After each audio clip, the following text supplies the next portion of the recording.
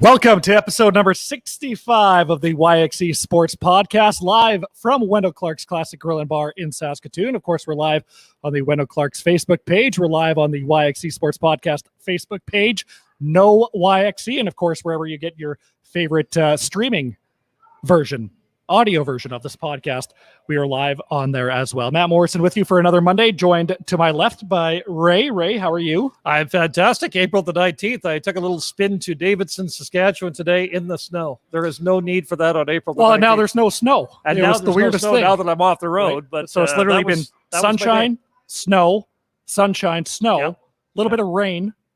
I'm like Calgary. Just wait 5 minutes. Yeah. Weather will change. So weekend was good. Weekend was good. Yeah. How about you? Yeah, it was good. It was not doing much, sticking close to home, but that's okay too. You and I really enjoyed that Vancouver-Toronto game last night. Well, I'm a Leafs fan, so you might have. You enjoyed the fact. It was a good story for the Vancouver Canucks. I'm a Canadiens guy, but you enjoyed that. The Toronto Maple Leafs have lost 4 in a row, and we're going to ask our guest tonight what the Leafs need to do to get back into tip-top shape for the playoffs. You and our guest tonight are very tight. Is there any reason for me to be here at all? Well, that's true. Mean, he's made it very clear that you're the Morrison choice over yours truly. Is there any point in me? Well, you were the one that lined this up. So I suppose. That's true. That's true. Without further ado, let's bring in our guest. Of course, he did the CFL on TSN for a lot of years, and he's with Hockey Night in Canada and Sportsnet. He joins us from Ontario. He's been extremely busy and a hardworking man over the last few months, calling the Scotiabank North Division in the NHL, but he was so gracious with our time. So we'll bring in Chris Cuthbert from Ontario. Chris, thanks for being here, and how are you? Awesome to be with both of the Morrisons. I'm just hoping that you don't have any of those old Matt Morrison tapes when you used to do the Chris Cuthbert impersonations. I'm not sure I'm ready for that tonight. But it was gold. Absolute gold. Yeah, for sure. Yeah, that's how far these two go back. And it's, you know what? Let's throw up that picture, Ian, that 3-shot you have of Matt, Chris, and myself. You know, Chris, there's something just right about you being on Saturday night, but having an opportunity to visit like this in Saskatchewan, that's not going to be a regular thing anymore. And that's kind of the drawback of the whole thing. But I've told you this before, but it is so great to see you on Saturday nights again. Well, it is awesome to be back on. You know, I got into the business hoping that one day I'd have the privilege of working on Hockey Night in Canada, and got to do it for a long time. And then that was interrupted, and a lot of great things happened after Hockey Night in Canada, but it was always something that I hope would maybe wrap up the career as well. So it's great to be back on Saturday night with a lot of new people and some familiar faces as well. But I'm going to miss the Canadian Football League, and I am going to miss those memorable trips to Mosaic more than a few times every summer and fall. You know, one of the things that some people don't necessarily remember is the fact that you were the play-by-play person for the Yorkton Terriers, and that was 79-80 for one season. Is that correct? It was. I don't know if there's any reason for most people to remember or even know that, especially that year. I think the Terriers were 14-44-2.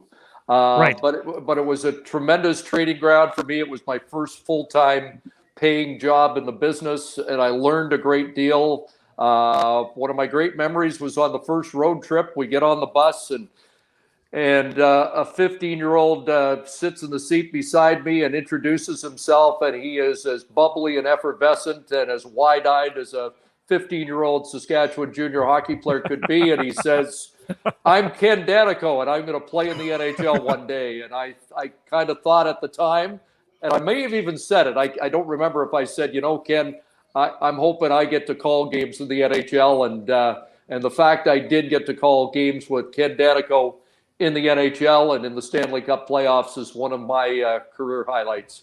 Terrific. So you grew up out east. So what was that experience like? Growing up out east and then coming all the way to the prairies, going through a prairie winter, those minus 40 nights. What was that experience like for somebody that's never got to experience that before?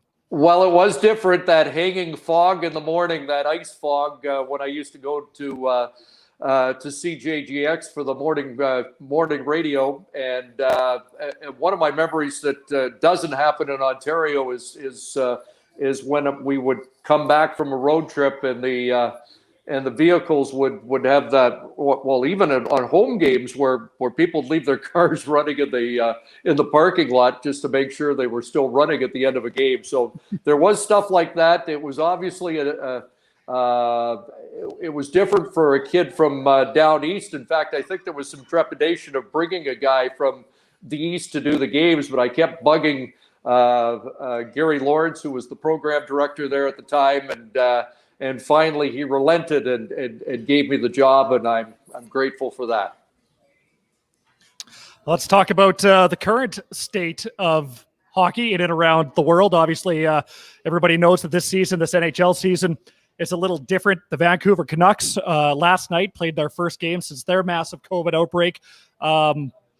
We were talking before we went live. You watched that Canucks Leafs game, and you said that the Canucks deserve a lot of credit for what they went through and how they played last night against the Toronto Maple Leafs. But what was your take on the whole Vancouver Canucks situation? Well, it was a remarkable performance. I mean, I don't think anybody expected. I don't think we knew what to expect with a team that had gone through what they've gone through for the last 3 weeks. And credit JT Miller for stepping up and kind of serving warning for the league that they weren't ready. They needed more time, and give the league credit for backing off a little bit and helping accommodate the Canucks.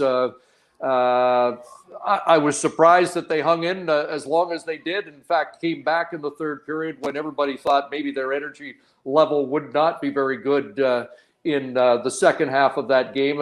And I'm sure it's going to take its toll in the next few games. But regardless, tip of the cap, stick tap for what the Canucks did last night. It was a remarkable performance, and it will probably end up being the highlight of the season for the Vancouver Canucks.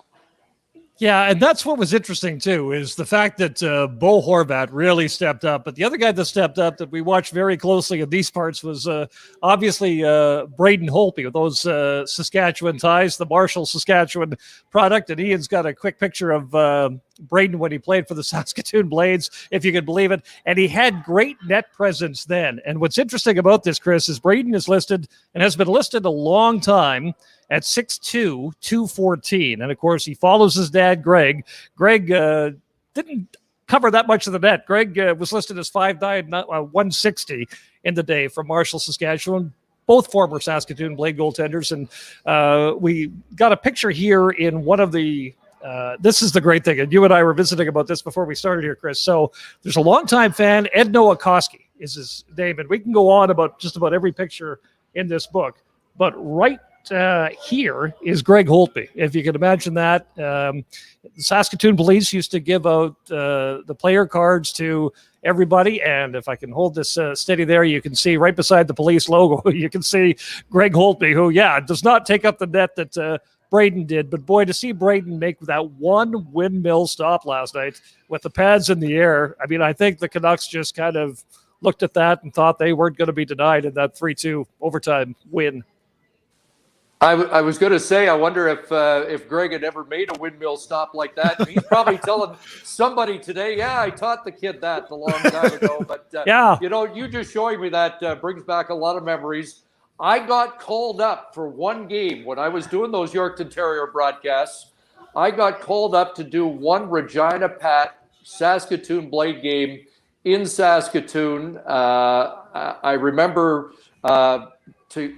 prior to the game, I went down to talk to the coaches to get a little bit of background information, and the late Brian Murray was the coach of the Pats. He couldn't have been better. Doug Wickenheiser was the star, of course, of the Western Hockey League back then. And I'll tell you what, at the time, I thought I had made the big time because that was a special night, and it was a wild game. I think you dug up the game summary for me. I did, It was a high-scoring, wild game, and it couldn't have been a bigger thrill for me. And I ended up doing the Ottawa Senator regional broadcast for TSN, and Brian Murray was the general manager in Ottawa. And I had covered Brian when he was in Detroit and in Florida. And you know what? Just by meeting him at the old Saskatoon barn back in the winter of 1980, it kind of gave me exclusive rights, or at least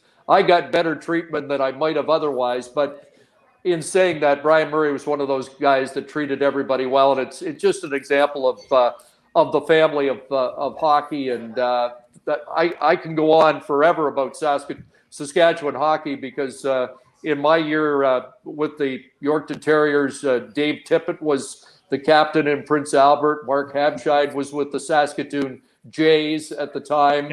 Mike Eagles was playing in Melville. Chris Chelios was a Moose Jaw Canuck.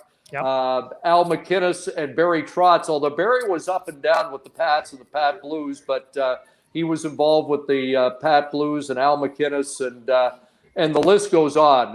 It just was a remarkable year in my life, and I got to live my dream, and there was a lot of guys that came out of the Saskatchewan Junior League that year that got to live theirs as well. You know, it is funny. There's a couple of things about that. One, I was lucky enough to be able to kind of dig up that game sheet of the one Western Hockey League game you did, Chris. The Western Hockey League office held me with that. And you gave that to Brian Murray, or he had a look at it. And do you recall his reaction at all? No, he did. He had a smile on his face. And you know, I think he remembered the game. I mean, here's a guy that, you know, in the NHL had probably 1,000 games as a coach and GM and whatever. But, you know, that was a special team for him, and it should have been a Memorial Cup champion as well. But and Mike Keenan was probably to blame for them not being Memorial Cup champions, but that's another story. But again, Brian's a special guy. But the ties, you're in Wendell Clark's today, and Wendell always treated me well because he knew that I had covered his brother, the late Don Clark, who was such a warrior and a great guy for the Yorkton Terriers that year, but went on to such a great career in hockey in the Western Hockey League. So again, the ties that bind us all. I am so grateful for my time in the West because it really set me up better than I could have ever imagined for what was to come. And the other thing I just wanted to point out, Matt's going to come in and take over a minute. You and I had some discussions before the Humboldt Broncos return after the accident. And I don't know if you have a thought on just kind of returning to that arena, just with everything, right? Emotion, sadness, energy, life. Chris, you know, I'm the hugest fan, right? I couldn't think of anybody better to call that game. And I was kind of lobbying you to make sure that you stepped up and did that Humboldt game that night. But you talked about Saskatchewan hockey. I just wanted to make sure that I just got a thought from you on that. Yeah, that was probably it was as memorable a game as I've ever called, and the most difficult in some ways. I remember I posted just the other day that picture from the skate when we went over in the morning, and that was more of a habit for us. We do that in the NHL, and I don't know why we went over that morning, just maybe to see the guys go around the ice. And I thought about whether we should be talking to players or not, and but just to see them all gather at center ice, and they all lifted their sticks to the sky. And I walked downtown afterwards, and I went into the radio station and did an interview and kind of got emotional there. And on the way back, I was emotional, and I thought, I've got no chance of getting emotional now. I thought I've got no chance of covering this game without us breaking down. And I know Ray Ferraro felt the same way. David Moyer, our stats guy, who you know well, was, you know, we were all in tears after the game was over, and that amazing ceremony afterwards. From the time we woke up in the morning till we went back to the hotel that night, it was it's a chapter of a book. It's just and it's still hard to believe everything happened. And I know we communicated a lot on that terrible night and the next day, because it just hit so hard, and it you know, it hit everybody in hockey. And if you've been on a bus with a team of guys that age, it may have hit just a little bit more, but it affected us all, and it always will. Sticking with the Saskatchewan hockey theme, because that kind of seems to be the theme of the day, Patrick Marleau he's about to pass Gordie Howe for the all-time game played record. Patrick asks, Chris, out of all the games of Marleau's that you've called, what is your favorite Patrick Marleau memory from all the games he's played in that you've done? Wow, I've done a lot of San Jose Shark playoff games, and Patrick was one of those guys that always came up big when it was most important. But I think when you look at this record, which is phenomenal, when you are in the same conversation as Gordie Howe, you've done something absolutely remarkable, and it's not just that he's had that durability, but a guy that's going on into the Hall of Fame on his numbers, even if you ignore this games record, which will be, I think, at the top of the list for Patrick Marleau on his Hall of Fame credentials. It really is unbelievable, and a testament to his durability, but also the fact he was that good for that long. I know Ray Ferraro, we were talking the other day, and he said, I played 1,200 some games, but nobody wanted me to play the next one. I mean, and just like most, there is a shelf life, and then it's over. But for Patrick Marleau, the beat's gone on to the point where he is able to break this record. But I got to say something about Gordie Howe, because I want to make a little bit of amends, because back in the day, I was a huge Gordie Howe fan, but I thought he stayed on too long. And I looked up his numbers today, and Gordie Howe played for that extended period of time. He retired for 2 years. He came back and played 5 more years in the WHA, and I think he was a 30-goal scorer in the WHA four times and a 20-goal scorer another time. Then he came back and played 1 more year in the NHL, 80 games. He scored 15 goals at whatever age that was. And I'm going to put into perspective how long Gordie Howe played. He played 10 full years in the NHL before I was born. And when he retired, finally, that last year with the Hartford Whalers, I was 24 and starting to cover the NHL. So that is, Patrick Marleau's going to have the record, the one Saskatchewan guy from Aneroid, but the guy from Floral, the pro hockey record, you can't fathom what Gordie Howe did in that extended period of time. And you're showing the picture. Yeah, isn't that great? That's one of my career highlights. And it was at an all-star game, and they were it might have even been in San Jose, and it was at a time when the old-timers would play a period or two, and I got to call an old-timers session, so I actually got to call a game with Gordie Howe in it. But before the game, we were down in the room and interviewing some of the players to get some stories to kind of jazz up an old-timers broadcast. And I got elbowed by Gordie Howe. And that you don't beat that. I mean, to get an elbow from Gordie, who had the big smile on his face, I mean, that was his trademark, and it was pretty cool.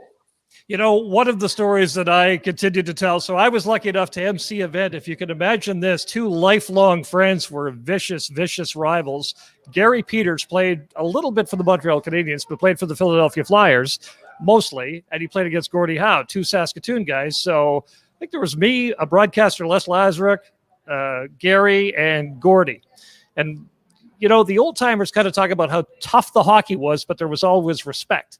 And Gordie said to Gary, before I hit you at an NHL game, did I ever never say look out? And Gary thought about it. He says, you dirty bugger, I think you did once or twice hit me without warning me. And all Gordie said was, good. And you can imagine Les and I sitting there just laughing at these guys talking about the way things were. One of Gary's early games, he hits Gordie from behind, and Gordie goes down, and Gary thinks, I better get out of here. Well, you knew what a presence Gordie was. He caught him by center ice, those big strides of Gordy's. And next thing you know, elbow goes up and Gary's looking at the Olympia Arena ice, and Gordy stands over him and says, "Oh, you're lucky you're from Saskatoon. This could have been far worse." Could have been that. Yeah, isn't that stuff? Those stories, they just go on, and they're just so great. You just love them. Yeah, just to finish up, I heard Mark Howe today say that he believes Gordy would have really been thrilled that Patrick Marleau was the guy that got this record, and he did say that Gordy didn't respect everybody on the ice, but he certainly had great respect for everybody that he faced off the ice. So, Gordy's one of a kind, and I just, it's Patrick Marleau's night, but Gordie Howe is one of a kind, and I just wanted to salute him on Patrick Marleau's night too. Les Lazaruk made a point that Patrick Marleau has played against 37% of the NHL players in the 100-year history of the National Hockey League. So you think about that, that's pretty amazing. And one of 3 active players in the league now that played in the 1990s. Right. That's it. So go ahead, Matt. Sorry. Well, I was just going to say, we'll wrap up the hockey talk. We'll move on to some things, some other things in a little bit, but we kind of talked about it off the start with the Canucks, the current state of the NHL.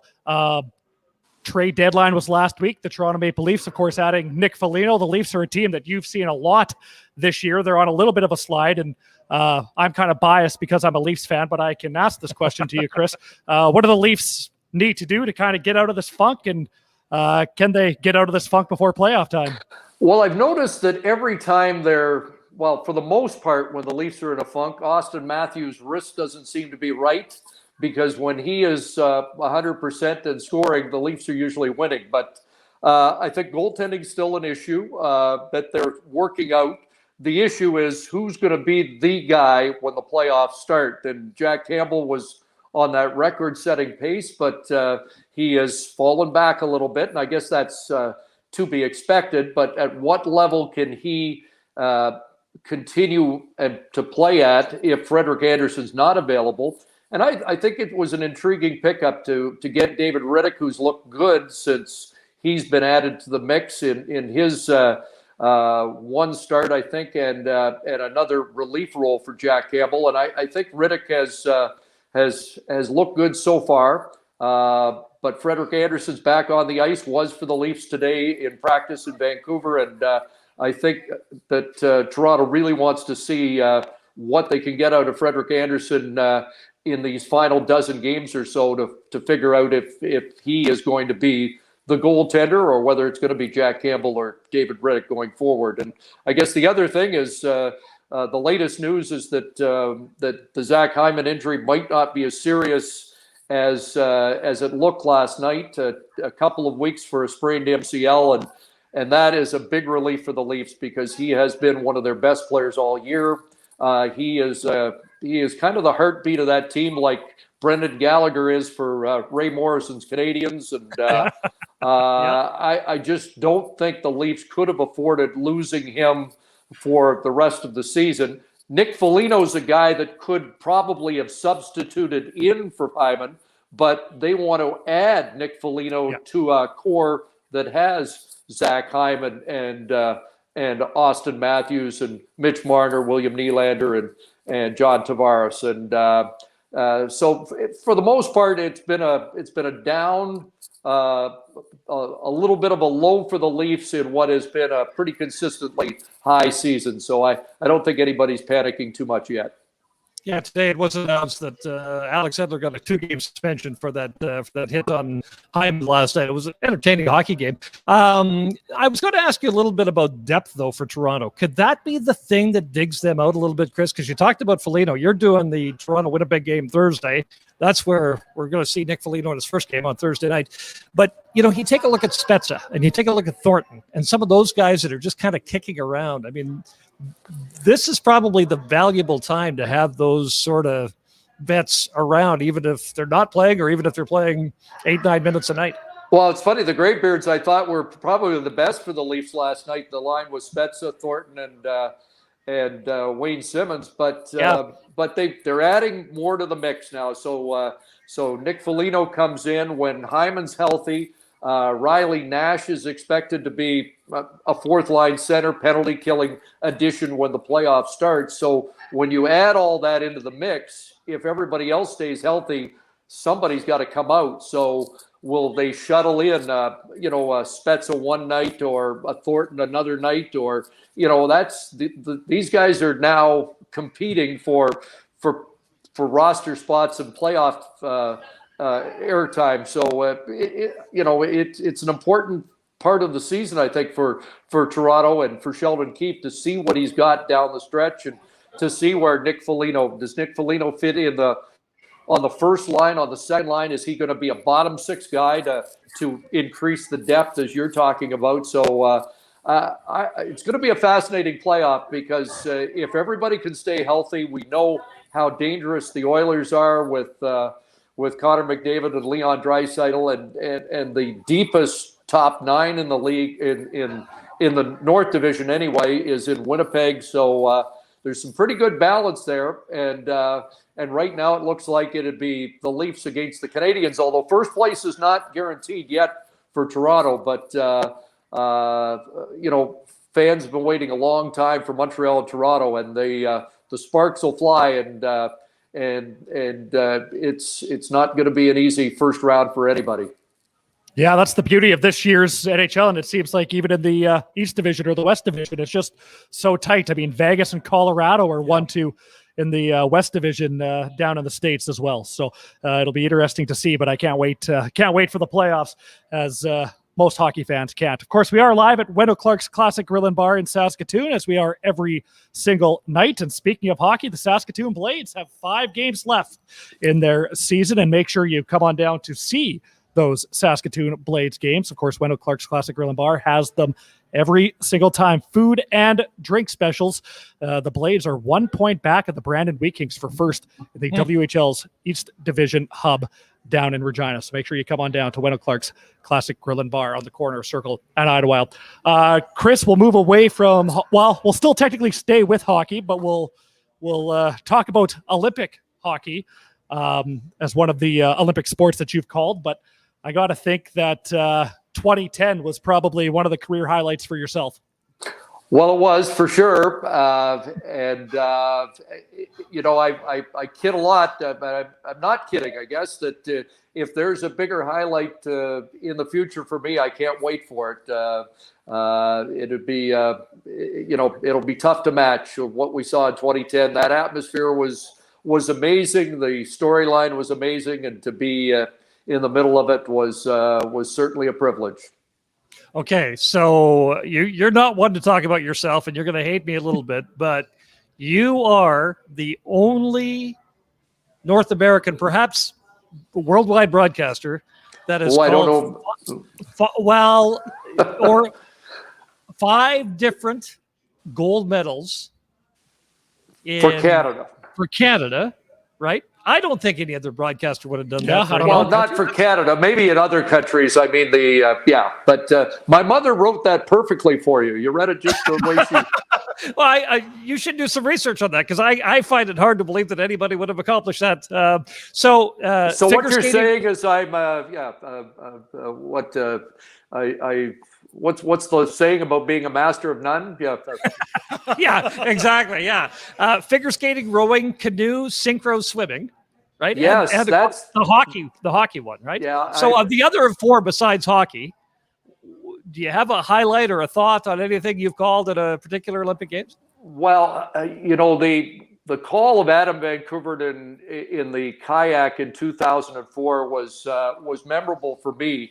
I'd gotten to know Vancouver in the year before at the World Championships, and he struck me as a different kind of Canadian athlete. He was brash, but he wasn't cocky, but he was a very confident guy. And I found that he tested you a little bit on, I always thought you had to have the right question. Anyway, I really had a lot of respect for him. I found him an interesting guy.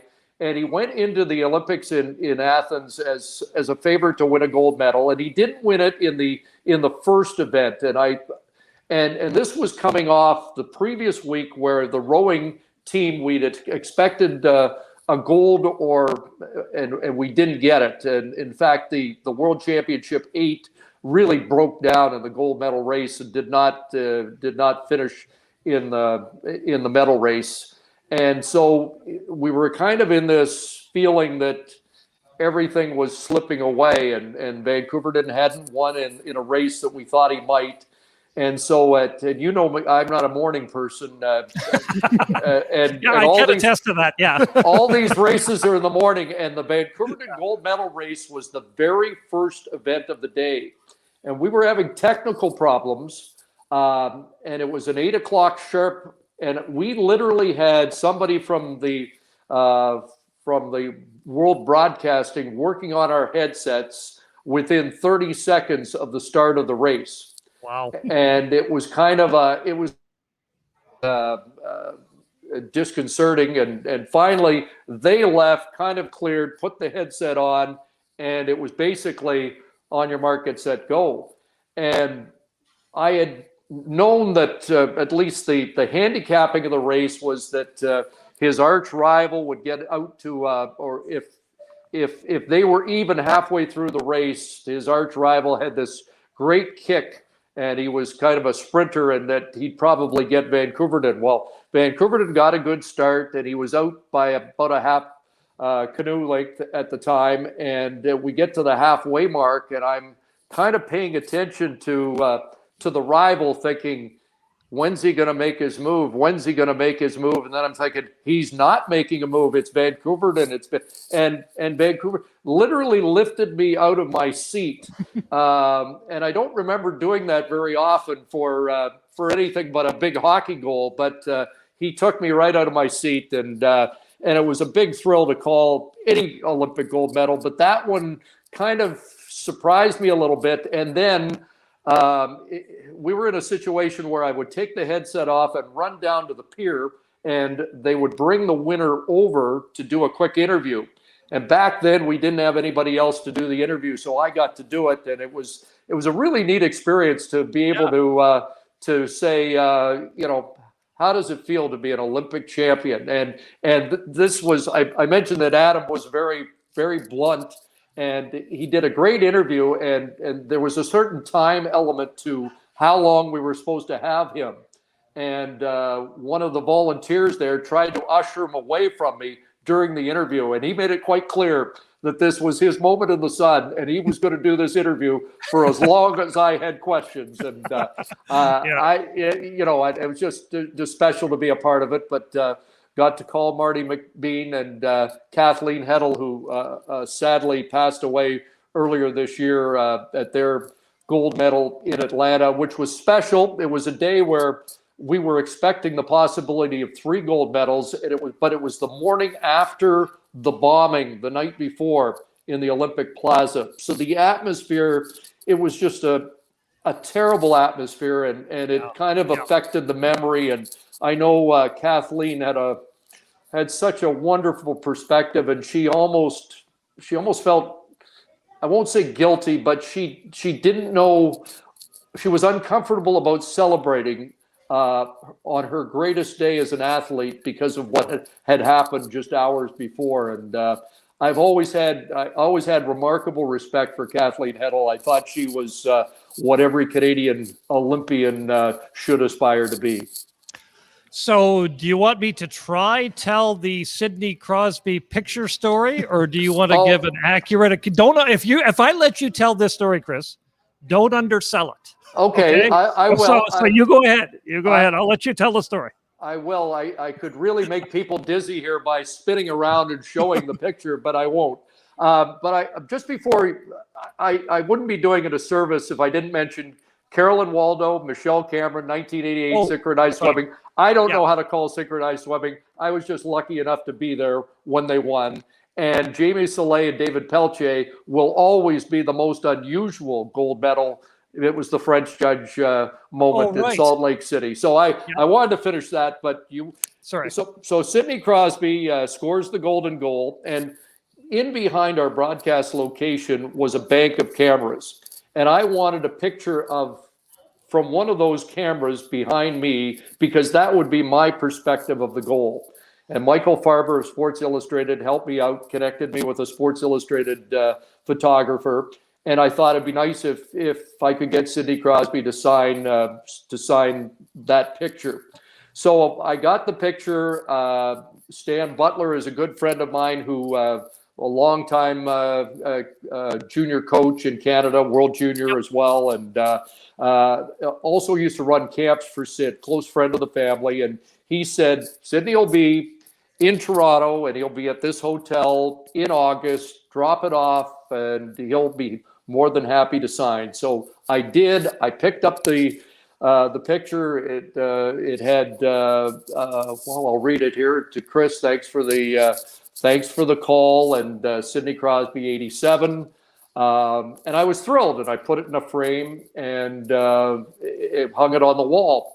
And a few weeks later, maybe a month later, I get a call from Frameworth that handles all of Sidney's merchandise and that kind of things, frame sweaters or whatever. And they said, we've got an autographed picture of the golden goal that Sid would like you to have. And I said, oh no, there must be a mistake. I picked up the picture from the hotel. Sid signed it a month or so ago. And they said, no, Sid did another one. He didn't like the pen he used. It was too thick. So he'd like you to pick up this other picture. And I got this beautiful framed picture with all the pertinent information, Canadian flags, and the same script from him with a thinner pen. But I always was amazed at the attention to detail of people of greatness, and for Sid to think about that and to worry even 1 second about how he had signed a picture. And I just feel lucky because I have 2 kids, and so now they'll each have a keepsake from their dad's biggest moment in broadcasting. Yeah, Jennifer and Justin will be happy with that. No question about it. Sure. Chris, we're going to let you go here in a little bit, but before we do that, even though you're not actively calling CFL games anymore, you're still a huge fan of the league. I want to get your opinion on this whole CFL, XFL potential collab and kind of where you stand on that. Well, I'm concerned. If this keeps the league alive and keeps it a 3-down game with Canadians playing it, I'm okay. But I'm a big believer in what the CFL should stand for, and it should stand for the rules that have been in place for most of 100 years, and the opportunity for Canadians like the Canadian Air Force, like Andrew Harris, for so many great Canadians who may not have got the opportunity to play pro football if there wasn't a Canadian Football League. So I'm holding my breath. I understand the difficulties. The pandemic has made this an extremely touchy subject. And I want the league to continue, but I don't want the league to forget its roots, because I think about Chris Getzlaff, and I think about Andrew Harris, and guys that might not have been good enough when they came into the league because they didn't have the same background as American-born players that have been playing since they were 5 years old and went through that intense high school system and college system. But I watched those guys become as good as anybody in the Canadian Football League when they got the opportunity. It didn't take them long. They wouldn't have got that opportunity without the ratio. And I want, players in the future to get that same opportunity. Rob Bagg's another guy. I mean, and my special guy in my heart, because he was from my school, and I think Rob would admit too that he might not have been completely ready for pro football when he came in, but give those guys some extra seasoning and give them more experience playing in the Canadian Football League, and they're as good as anybody else. So I just hope that that's all kept in mind when deals are made to keep the Canadian Football League going. Lisa McLeod is the Ontario sports minister, and she's not remotely close to greenlighting any of the Ontario centers, Ottawa, Toronto, or Hamilton for CFL play right now. I think I saw an interview with you on 3 Down Nation, Chris. The quote, correct me if I'm wrong, perhaps a deal with the devil if we go to some spring football. The XFL isn't a league, but it might have money. The CFL is a league, but it doesn't have money. And there are stadiums in Saskatchewan and Manitoba. The whole thing is just so complicated, right? It is very complicated. And, it is. The money's enticing. Just remember, though, that I've heard a figure of $100 million. We can pull any number out of our hats, but how are we dividing that money? Are we dividing it by 16 American teams and 9 Canadian teams, and that all of a sudden becomes basically the same amount of money that that 9 teams are sharing in Canada, and then the complex issue about are there going to be ratios? Are American players going to rather play in the American cities and not the Canadian cities because the American dollar is worth more, or are we going to start paying Canadian players in American money, which suddenly that $100 million can disappear in a hurry. So all I was trying to say is be careful, because it may sound good, but how many seasons has the XFL really been able to last? I know that the Canadian Football League's been around for a long, long time. So, be careful. And listen, I'm a big fan of The Rock, and I love The Rock's story, and I love the fact that he had a cup of coffee with the Calgary Stampeders. I'm as much directed, though, at Canadian fans, and especially ones that have overlooked the league. I mean, it's an easy sell in Saskatchewan, Manitoba, and Alberta, but I'd like to see more Canadian fans that came out just to see Johnny Manziel and never connected the dots that one of the reasons Manziel couldn't make it was because the guys he was playing against were pretty darn good. Yep. And I wish that there were more Canadian football fans or football fans in Canada that like the NFL that had a little bit more appreciation for the talent up here, because it's pretty darn good. Jay Alford was a guy who played for the New York Giants, and he actually played in a Super Bowl, if you could believe it. And he tried the Canadian game and wasn't remotely nearly talented enough to carve out any time in the Canadian Football League. So I know exactly what you're saying there. There's a million of those stories, Ray. Yeah. A million of those stories. And you know what? There's stories of guys that have come here to the CFL, and there's been a few that weren't even lighting it up in the CFL, but their game was a good match in the NFL. Football is football to a certain extent, but there are some players that are better suited for the Canadian game, and there are players that are obviously best suited in the States or could play anywhere. Let's face it, but the game does demand, the Canadian game, the field size and everything goes with it, demands a little bit different player. And there's a lot of very high draft choices that have come up here and haven't even gone through a couple of weeks of camp. And you do wish more people would listen to a guy like Doug Flutie when he said, the Canadian Football League, because he had success in the United States. Everybody knew who he was before he came to Canada. He always said the Canadian Football League put the fun in this game for me. And he was very adamant about that every time he said that. And then when he went back down to the U.S. and he'd do an interview on ESPN or wherever, even he, who played in Toronto and in BC and in some of the bigger markets, even he would shake his head saying, I don't know if Canadians realize what they have up there. Yeah, and go ahead. Well, I was going to say Doug Flutie, Joe Theismann, Warren Moon, Marv Levy, but some people don't want to listen, and maybe because those are from a certain period of time, it's almost the post Flutie generation that has questioned the skill level in the league. And I thought that Johnny Manziel and to a certain extent Michael Sam, who I think could have played in the league, but his heart wasn't in it, and you could tell that Michael Sam was not committed to playing in the league. I think if he'd maybe taken a step back, and maybe there's another time, I don't doubt his skill level. Cam Wake's another. I mean, Cam Wake is as good a poster guy for the Canadian Football League as any.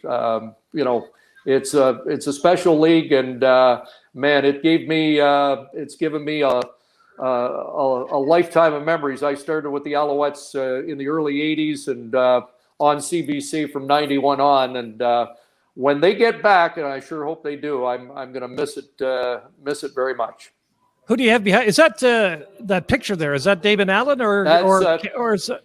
My buddy Dan Kepley gave that to me a long time ago. That is okay. That is a print called the Sally Rand when Damon was rolling out and winning Grey Cups, and pretty special to me. Yeah. Great pick, good stuff. We could go on all night. Yep. We should, but we should probably wrap this up here before Matt decides he's going to break into the Cuthbert impersonation. Yeah, well, exactly. I think nobody wants that. So, great stuff. But yeah, no, thanks so much, Chris. Appreciate you taking some time on the few off days that you have here, and I can't wait to be able to sit in front of my TV on Thursday, watch the Leafs and Jets, and watching the playoffs on Hockey Night in Canada as well. So thanks so much. Good stuff. Congratulations on the podcast, guys, and thanks. And all the best to the Morrisons and everybody watching. Thank you. You too. You say hi to Jennifer and Justin for us, and your gang there, and you'll do this again? Oh, absolutely. Okay. If you'll have me. Checks in the mail. Good stuff. Chris Cuthbert, of course, of Hockey Night in Canada. And in terms of broadcasters and people, it doesn't get much better than that. So. No, he's got a soft spot for you beyond belief. So the story is I was freezing one night, and Chris said, why don't you come to the booth with me, Matt, and watch the game, and we'll put the old man down at field level when I was doing TSN sideline reporting. And I froze that night, and I've always wanted to watch Chris just call a game. Yeah. Somehow you got that opportunity, and I've never had it.